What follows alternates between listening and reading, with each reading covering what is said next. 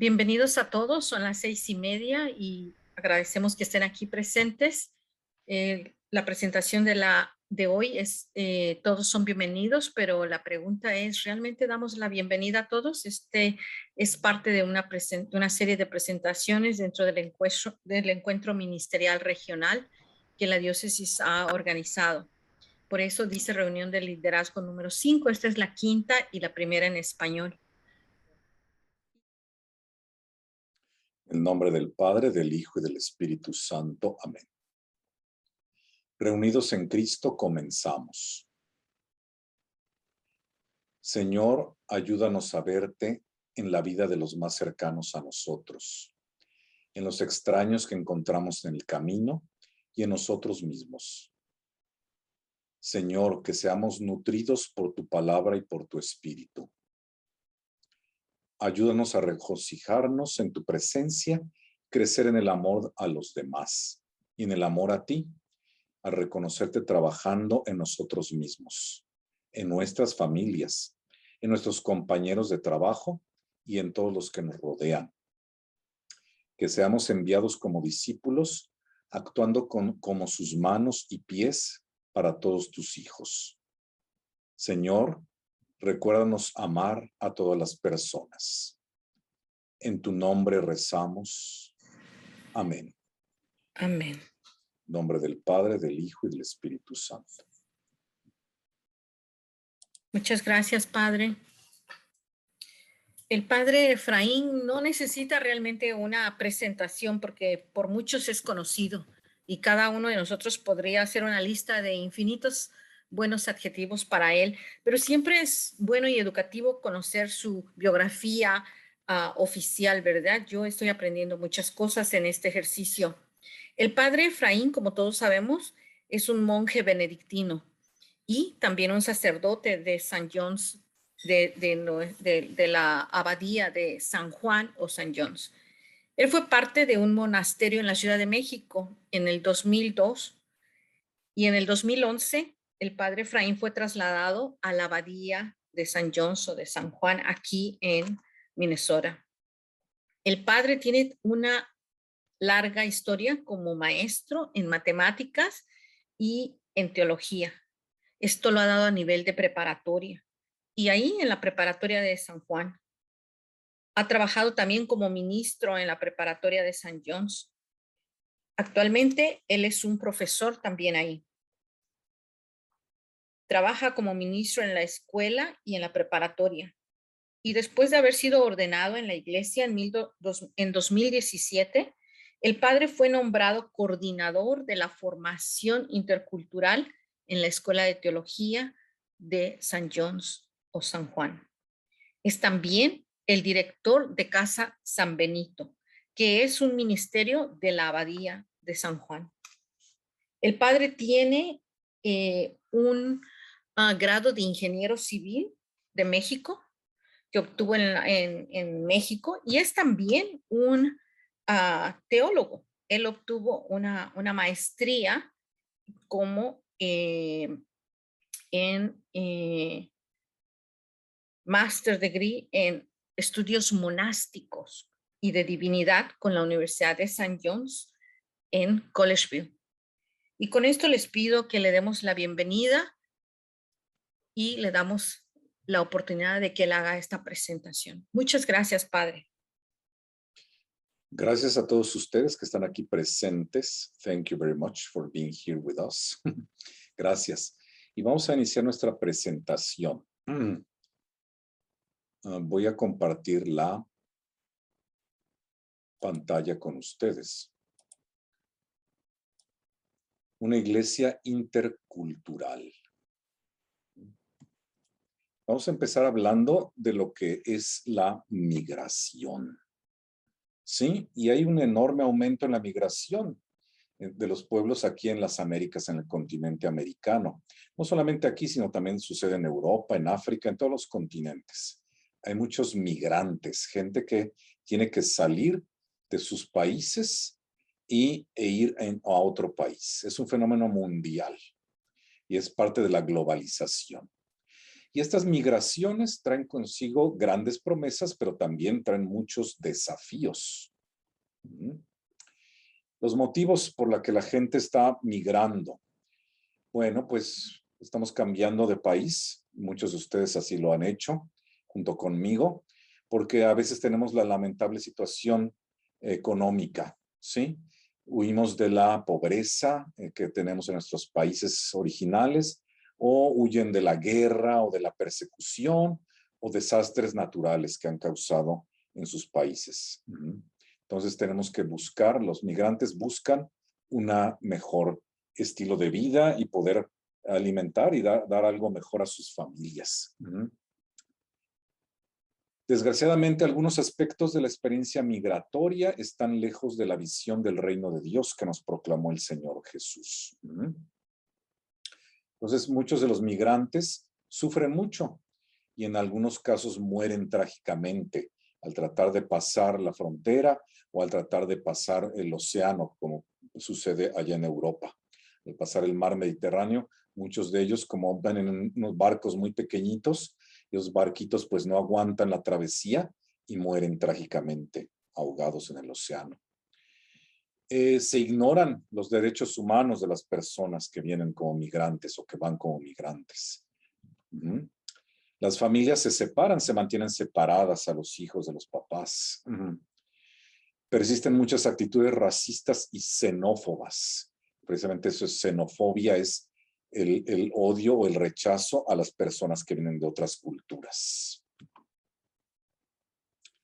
Nosotros como iglesia católica y como iglesias particulares, nos juzgamos a nosotros mismos como una comunidad de fe por la forma en que tratamos a los más vulnerables entre nosotros. A los pobres, a los desposeídos, a los migrantes. Como los tratamos, ¿sí? Entonces vamos a juzgarnos, vamos a calificar a nosotros. ¿Qué hacemos por ellos? Y esta migración, estos movimientos de pueblos que van de un lado a otro, pues empiezan desde la historia de la salvación, desde el Antiguo Testamento. Ahí en las Sagradas Escrituras hay ejemplos de la migración. Incluso hay difíciles historias de migración. Pero en estas historias difíciles, Dios siempre va a estar presente. Se va a revelar y se va a presentar a sí mismo. Un gran ejemplo que tenemos es precisamente Abraham y Sara, nuestros padres en la fe. Ellos dieron un paso adelante con fe para responder al llamado de Dios. Y en el capítulo 12 de Génesis leemos cómo es el Señor que llama a Abraham a salir de su patria, a salir de su tierra, que estaba en Mesopotamia, en Ur de los Caldeos, y es un viaje de cientos de kilómetros para llegar hasta la tierra prometida. Deja tu tierra, deja tu patria, te voy a mostrar tu nueva tierra. Ven para acá conmigo. Yo te voy a guiar, le dice el Señor. Entonces Abraham y Sara, junto con toda su familia y con todos sus sirvientes y amigos, salen. Y ellos mismos, ya que se establecen en la tierra prometida, en la tierra santa que Dios les está dando, ellos brindan generosa hospitalidad a 3 extraños. Ellos también brindan hospitalidad, son amigables con los extraños, con los extranjeros que van pasando, los invitan a comer y a pasar un rato ahí con ellos. Y esto se convirtió en un paradigma para el encuentro de los extraños en los descendientes de Abraham. Todos los judíos y cristianos somos descendientes en la fe de nuestro padre Abraham, y él nos enseñó ahí cómo tratar bien a los que van pasando, a los migrantes, a los que llegan a tocar a nuestras puertas. Hay que alimentarlos, hay que guiarles, hay que darles lo mejor que tenemos. También hay más ejemplos en el Antiguo Testamento, en la palabra de Dios. Uno de los grandes ejemplos es los acontecimientos clave de la historia del pueblo elegido, del pueblo judío. ¿Sí? Ellos son esclavizados por parte de los egipcios. ¿Por qué? Porque ellos tienen que ir por una gran hambre que había en el país, en la tierra prometida. Tienen que migrar hacia Egipto, que tenía más recursos y que los ayudaba. Entonces, Ellos son emigrantes en Egipto y de ahí Dios los va a llamar para regresar a la tierra prometida. También ahí Dios les da en Éxodo y en Levítico, Éxodo 23, Levítico 19, podemos ver los mandamientos o las reglas para tratar a los extraños. Les recuerda a los judíos, ustedes fueron extraños, fueron migrantes en la tierra de Egipto. Por lo tanto, ustedes deben de tratar bien a todos los migrantes que llegan a sus tierras.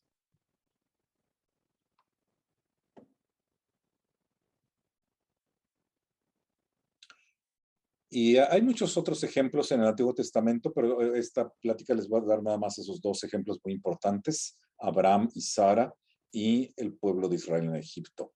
Vamos a pasar ahora al Nuevo Testamento. Y esto es una sorpresa para muchos de nosotros a veces, ¿verdad? Que el mismo Señor Jesús con la Sagrada Familia, con Santa María la Virgen y con su padre adoptivo, San José, ellos son migrantes, ellos mismos son refugiados.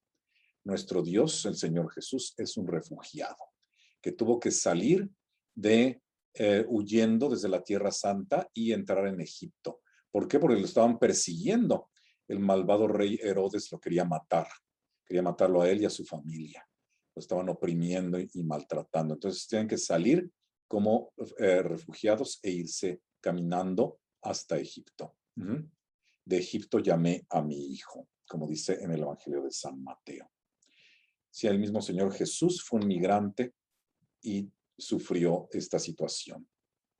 Entonces la Sagrada Familia se convierte en una figura con la que los cristianos migrantes y refugiados a lo largo de los siglos pueden identificarse, brindándoles esperanza y valor en tiempos difíciles.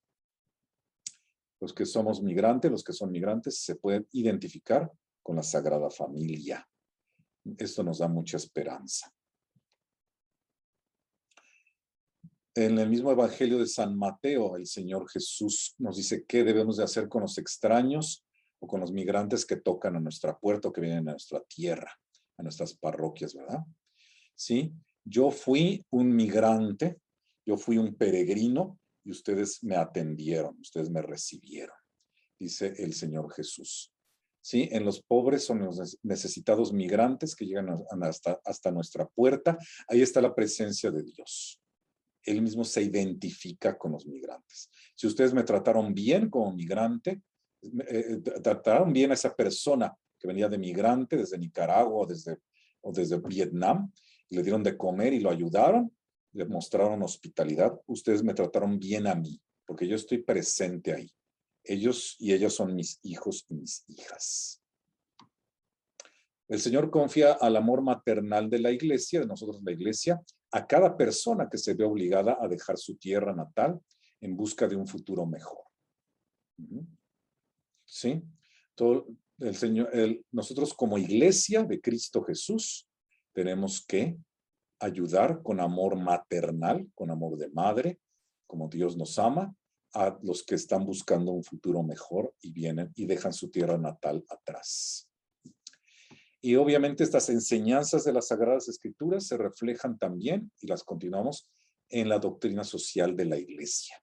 En los documentos que los papas y que los obispos sacan para indicarnos cuáles deben de ser nuestra doctrina, nuestras creencias ya como Iglesia cristiana.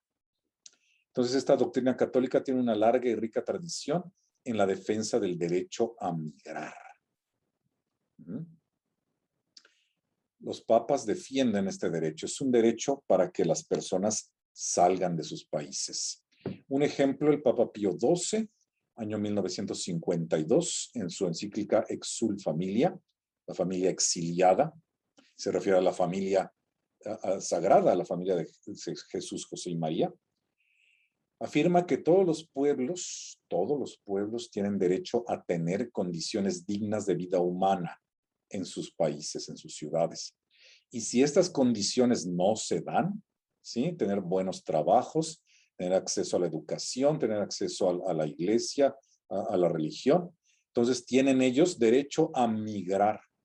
Es un derecho de todos los seres humanos.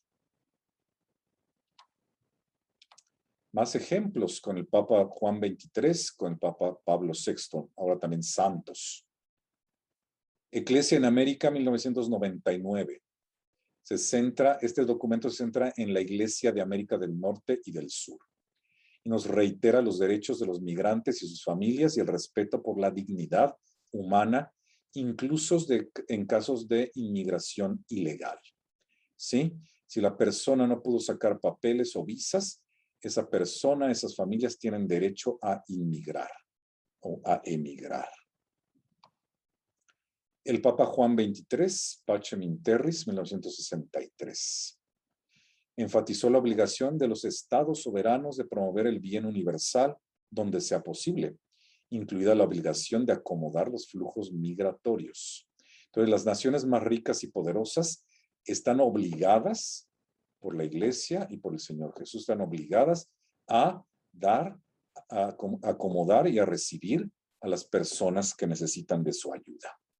Es una obligación de las naciones poderosas y ricas a admitir a los pobres y necesitados en sus países. Ya no somos extraños. Este documento, que es del año de 2003, es una carta hecha por los obispos de Estados Unidos y los obispos mexicanos. Juntos en el viaje de la esperanza.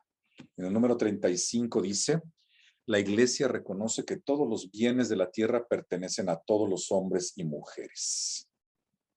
Todos los bienes de la tierra, de todos los países, pertenecen a todos los hombres y mujeres. Cuando las personas no pueden encontrar empleo en su país de origen para mantenerse a sí mismas y a sus familias, tienen el derecho a buscar y encontrar trabajo en otro lugar para sobrevivir. Las naciones soberanas, las naciones grandes, deben proporcionar formas para hacer posible este derecho.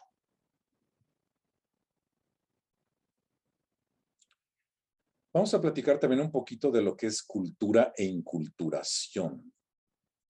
Cuando hablamos de la cultura de un pueblo o de un grupo de personas, ¿de qué estamos hablando? La cultura es la suma, es el conjunto de una forma de vida que incluye el comportamiento, las creencias, los valores, el lenguaje y las prácticas de vida compartidas por los miembros de una sociedad. Todo esto es cultura. Es una forma de vida, otra vez, es toda la forma de vida, así como vivimos los seres humanos. Comportamientos, creencias, valores, símbolos que se aceptan, generalmente sin pensar en ellos, y que se transmiten mediante la comunicación y la imitación de una generación a la siguiente. Nosotros enseñamos como maestros o como padres de familia o como abuelos, enseñamos la cultura a los demás. Y a veces sin darnos cuenta, ¿verdad? Nos enseñamos a rezar, nos enseñamos a hablar un idioma o a hacer un tipo de comida especial. Todo esto son rasgos de la cultura. Y la cultura es como un iceberg, es como un témpano de hielo, ¿verdad? La cultura que vemos, las diferencias culturales que vemos en las personas, ¿sí? Por ejemplo, una persona de Vietnam, una persona de los Estados Unidos o de México, tenemos diferente tipo de comida, o el lenguaje, o los festivales, o la literatura, o las artes, o las banderas, ¿sí? Eso es nada más la punta del iceberg, lo que sobresale de la superficie del océano, del agua. Abajo en el iceberg, el 80% está debajo del agua, y es lo que no vemos, pero que también es parte de la cultura, que también debemos de conocer, ¿sí? Los valores personales, la religión, la naturaleza de la amistad, ¿sí? Las esperanzas, cómo nos comportamos en la mesa, en el trabajo, ¿sí? Los estilos de liderazgo, los roles de los géneros, masculino, femenino, etcétera, etcétera. Todas estas cosas son parte también de la cultura, ¿sí? Y hay que conocerlas. Ahí están en nuestro corazón y en nuestra mente. Un ambiente multicultural, un grupo multicultural. Se refiere a una sociedad que contiene varios grupos culturales o étnicos. ¿Sí? En una ciudad, en un país, hay varias personas que pertenecen a diferentes culturas o a diferentes países. Entonces, las personas viven juntas, pero cada grupo cultural no necesariamente tiene interacciones cordiales entre sí, ¿sí? Puede estar viviendo en un vecindario multicultural, ¿sí? Nos pasa. La gente puede frecuentar las tiendas de comestibles o los restaurantes étnicos, ¿sí? De otras culturas. O el restaurante de los chinitos o el restaurante de los americanos, ¿sí? Pero no interactuamos realmente con esos vecinos de China o de los Estados Unidos, ¿sí? Nada más compramos cosas y nos vemos en la calle y nos saludamos, pero no hay una interactuación, o sea, no hay relaciones más fuertes o más profundas. Es un ambiente multicultural. Y nosotros como iglesia estamos llamados a crear un ambiente intercultural. Aquí hay una diferencia. Cuando las comunidades en las que existe un profundo conocimiento y respeto por todas las culturas, ¿sí? Vivimos junto con personas de China o de Vietnam o de Somalia o de los Estados Unidos, pero hay que conocernos bien y respetarnos bien. Hay comunicación intercultural que se centra en un intercambio mutuo de ideas, de normas culturales, desarrollo de relaciones profundas. En una sociedad intercultural, nadie se queda sin cambiar, porque todos aprenden unos de otros y crecemos juntos. Bien importante. Lo que sabemos de nuestra propia cultura lo vamos a presentar a los demás de una manera respetuosa. Ellos nos van a presentar sus rasgos culturales, sus valores, sus creencias, y vamos a enriquecer nuestro vivir, nuestro diario vivir. Vamos a aprender de ellos y ellos van a aprender de nosotros de una manera respetuosa. Intercultural. ¿Cuál es lo malo? ¿Qué es lo malo? Que a veces tenemos esta mentalidad, ¿verdad? Una mentalidad que es nada más provincial. Y eso es lo opuesto a intercultural.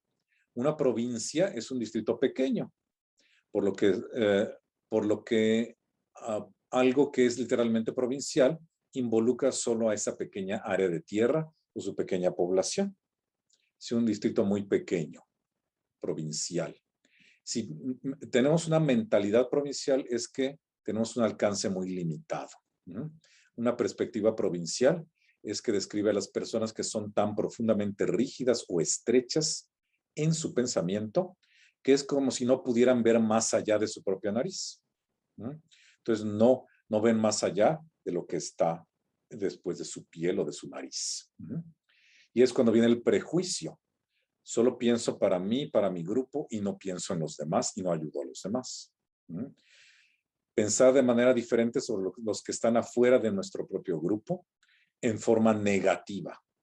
Le cerramos la puerta y no convivimos con ellos. Existe entonces la discriminación. Y esa discriminación es algo que se aprende en la cultura. Los niños y las niñas no nacen discriminando. Ellos lo aprenden de sus papás y de sus abuelos y de sus maestros.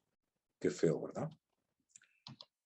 También esto es malo, cuidado con la asimilación. Pasaba en México y pasa también aquí, pasaba en el pasado y puede seguir pasando en el presente. Cuidado. ¿Sí? La asimilación es que a través de esta política, los nuevos inmigrantes se ven obligados a renunciar a su idioma, a su cultura, a sus valores y a sus tradiciones. ¿Sí? La cultura dominante les dice, ustedes renuncian, ustedes ya no hablen su idioma, ya no hablen sus valores, ya no se vistan como se vestían antes. ¿Sí? Los inmigrantes, entonces, mediante el uso de la fuerza, no solo se unen plenamente a un nuevo país, sino que también pierden aspectos y quizá incluso toda su herencia cultural. Sí, son transformados y pierden los valores de su cultura, que eran buenos, y pues ya no los pueden utilizar. Esa es la asimilación. Nosotros, en vez de asimilación, estamos llamados a vivir en una espiritualidad de Pentecostés. Recuerden, en Pentecostés, en el libro de los Hechos de los Apóstoles, todos los apóstoles, junto con la Virgen María y los discípulos, reciben al Espíritu Santo. ¿Y qué es lo que hacen? Es respetar. Empiezan a proclamar la palabra de Dios en las lenguas de todos los que estaban ahí reunidos en la fiesta. Había venido mucha gente de muchos lados diferentes y ellos empiezan a escuchar esta proclamación del misterio de Dios en sus propios idiomas. Entonces, hay que respetar, aceptar, celebrar, adaptar, ser inclusivo y ser transformado por las culturas. Entonces, vamos a hablar de una integración. Eso sí es muy bueno. No es asimilación, sino que debe ser integración. Y por integración eclesial queremos decir que todas las comunidades culturales o étnicas deben ser bienvenidas en nuestras iglesias y escuelas y en todos los niveles. Bienvenidas en todos los niveles. Ser atendidos en su idioma cuando sea posible y sus valores culturales y tradiciones religiosas deben de ser respetados. Sí, si no son los mismos las tradiciones o valores culturales, hay que respetarlos y hay que atenderlos en su idioma, sin criticar, sin menospreciar. Más allá de eso, debemos de trabajar hacia el enriquecimiento mutuo a través de la interacción entre nuestras culturas, crear lazos de unión, interactuar, actuar juntos. Aquí en los Estados Unidos, la Iglesia Católica ha crecido en número de personas, pero fíjense, este crecimiento se ha debido en gran parte a la inmigración, a las familias más numerosas de los inmigrantes. Y esta situación está enriqueciendo la vida de fe, la liturgia de muchas parroquias, y al mismo tiempo plantea diversos desafíos para los catequistas, para los sacerdotes, obispos y ministros. En temas como la integración, la catequesis, la inculturación. ¿Cómo vamos a compartir nuestra cultura? ¿Cómo vamos a hacer catequesis en varios idiomas? Que nos entiendan, que nos entendamos, que nos demos a entender. ¿Cómo vamos a integrarnos bien en nuestras iglesias católicas? Algunos números, ¿verdad? Números que ya han crecido actualmente, son los números del 2012, pero ahora hay que sumarles 2 puntos porcentuales. ¿Sí? Actualmente 43%, ya no 41, 43% de los católicos estadounidenses son hispanos. Ya casi la mitad, ¿verdad? Y del segmento de los católicos estadounidenses menores de 10 años, entre los niños menores de 10 años, el 59% ya actualmente son hispanos. Y de los católicos entre 10 y 19 años, los adolescentes, el 55% ya son hispanos actualmente. Y creciendo. ¿Cuáles son los desafíos en las parroquias y en las escuelas aquí en los Estados Unidos? Los líderes de las parroquias incluyen a los pastores, sacerdotes, diáconos, pero también el liderazgo, ¿verdad? Los que administran la parroquia, los ecónomos, ministros que están ayudando en las parroquias. Ellos pueden sentirse desanimados porque ven que muchos católicos inmigrantes que viven en el área no van a misa ni participan en las actividades de las parroquias. Pues sí, no participan porque no se les invita en su idioma, ¿verdad? Empezando por ahí. La parroquia está inquieta por la presencia de nuevos inmigrantes y se preguntan si son ilegales. Y seguimos usando mal este término, ¿verdad? Porque los migrantes que van llegando a las parroquias no son ilegales, son indocumentados. Si ellos no son criminales, son personas que no tienen documentos, pero que trabajan y no crean ningún crimen en contra de nadie. Entonces, como nuevos inmigrantes se sienten desanimados porque su difícil situación como extranjeros en tierra extranjera, ¿verdad? Qué difícil me siento aquí en la tierra porque no hablo el idioma, no conocen mis valores culturales y no los aprecian. Asuntos económicos, familiares y de inmigración. Al inmigrante no se le dan a muchos las visas, no es fácil sacar visas para trabajar. Asuntos económicos, no nos dan trabajos o los trabajos que nos dan están mal pagados, etcétera, problemas de ese tipo. Y aparte de todo eso, en lo económico, en lo familiar, en lo gubernamental, llegamos a la parroquia católica, los migrantes, y permanecen cerradas para ellos. No se ofrece nada en su idioma, se les niega el acceso a las instalaciones de la parroquia, no pueden usar la cocina, no pueden usar estos salones, o los símbolos de fe no son bienvenidos en la iglesia. Ajá. Sí, ¿qué es esto de la Virgen de Guadalupe? ¿Qué es esto de la Virgen que traen de su país? No la conocemos acá. O son relegados a dar culto en el sótano o en los horarios peores, ¿verdad?, de la iglesia. Sí, vamos a tener la misa, pero váyanse allá abajo al sótano o a un rinconcito para que nos veamos, ¿sí? Son problemas que están surgiendo y que siguen pasando aquí en las parroquias católicas. Y los líderes de las parroquias están obsesionados con esperar que los nuevos inmigrantes simplemente entren por la puerta y encajen y hablen inglés. Y se asimilen y sean como nosotros. Esto es la asimilación y ya vimos que está mal. Hay que respetar las diferencias culturales. Sí, no las podemos borrar nada más y forzar a los demás a que las olviden o no las tengan. Nuevos inmigrantes sienten nostalgia. A veces sienten que merecen ser excluidos. ¿Es que acaso me merezco que me excluyan de la iglesia? ¿No me merezco tener los mismos derechos que tienen los demás parroquianos? Todos nosotros, tanto inmigrantes como no inmigrantes, como nativos de la tierra, estamos llamados a tener competencias interculturales, mejorar nuestras capacidades para tener buenas relaciones interculturales. Y es precisamente estas competencias o capacidades, son las capacidades de comunicarse bien, de relacionarse, de trabajar más allá de las fronteras culturales. Comunicarse, relacionarse y trabajar bien entre diferentes culturas. Hay que desarrollar nuestras capacidades en 3 áreas, que son los conocimientos, las habilidades y las actitudes. Hay que conocer más de mi propia cultura y de la cultura de los otros. Pues sí, porque a veces ni conocemos bien nuestra cultura, ¿verdad? Y no la podemos presentar bien y no la amamos y por eso no la compartimos con los demás.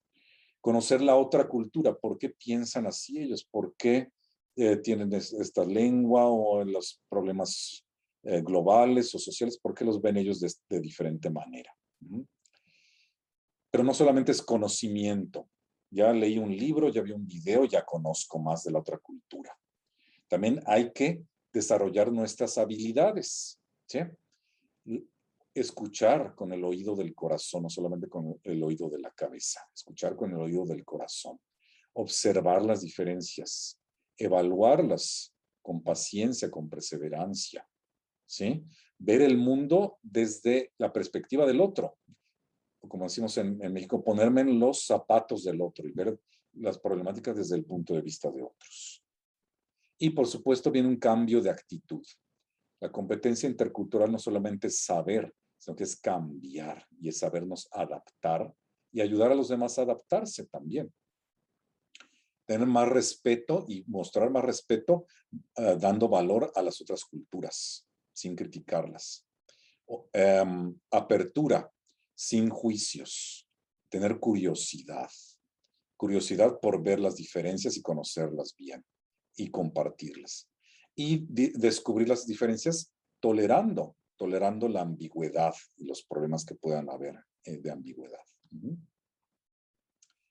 Y eso nos llama a pasar de una mentalidad monocultural, nada más pienso yo en mi manera de pensar de mi cultura, y movernos hacia una mentalidad intercultural, ya pensando y adaptándonos y aceptando las diferencias culturales. ¿Sí?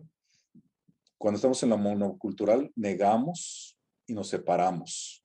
Ya no queremos estar allí, ya no queremos conocer a otros y negamos las diferencias. No, hay que ir más allá de eso y aceptar las diferencias, conocerlas bien, comprenderlas y construir puentes. Construir puentes, como dice el Papa Francisco. En vez de construirnos muros y separarnos, vamos a construirnos unos puentes y conocernos mejor y trabajar juntos. Y llegar a la comunión de la iglesia, arraigada en el amor a Dios. Está llamado a ofrecer a todas las personas un sentido de identidad, de propósito y de comunidad que ellas buscan. y llamados e interpelados por Cristo Jesús y bautizados en el Espíritu Santo, todos los cristianos y cristianas de todas las generaciones, culturas, razas, estatus migratorio y situaciones sociales, nos convertimos en miembros plenos de la Iglesia. Todos, sin excluir a nadie. Todos son dignos de amor, de respeto y el apoyo de toda la comunidad cristiana, con misericordia y con el amor que recibimos de Dios. Y con esta mini homilía del Papa Francisco, con esto terminamos la presentación.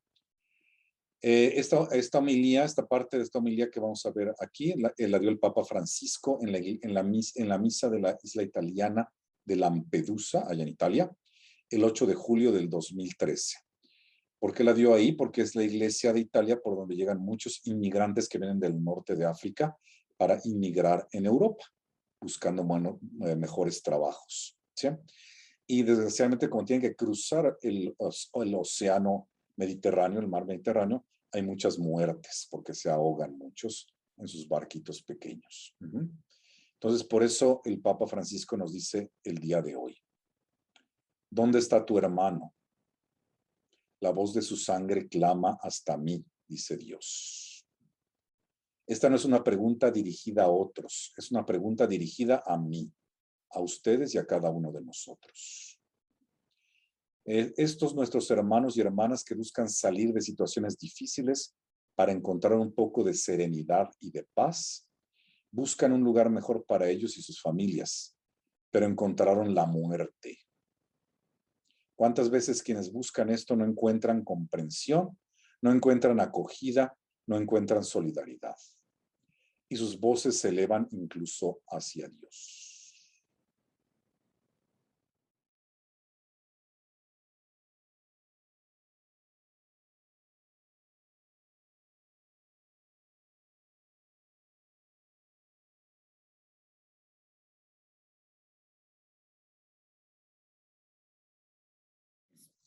En nombre del Padre, del Hijo y del Espíritu Santo. Amén. Amén. Oh Dios de infinita bondad, en tu gran nombre nos hemos reunido como miembros del cuerpo de Cristo. Te damos gracias por el regalo de tu Hijo Jesucristo y la guía del Espíritu Santo, que envías al mundo para cambiarnos, para que podamos vivir mejor como tus discípulos. Podemos estar como testigos vivos a la verdad y a la libertad, a la paz y a la justicia, a la misericordia y a la compasión, para que todas las personas puedan crecer hacia una nueva esperanza. Tú envías el Espíritu para encender en nosotros un fuego para que podamos servir mejor a los que están viviendo en los márgenes. Te lo pedimos como un solo cuerpo, reunidos, formados y enviados en tu amor. Amén. Amén. Amén. Thank you, Padre.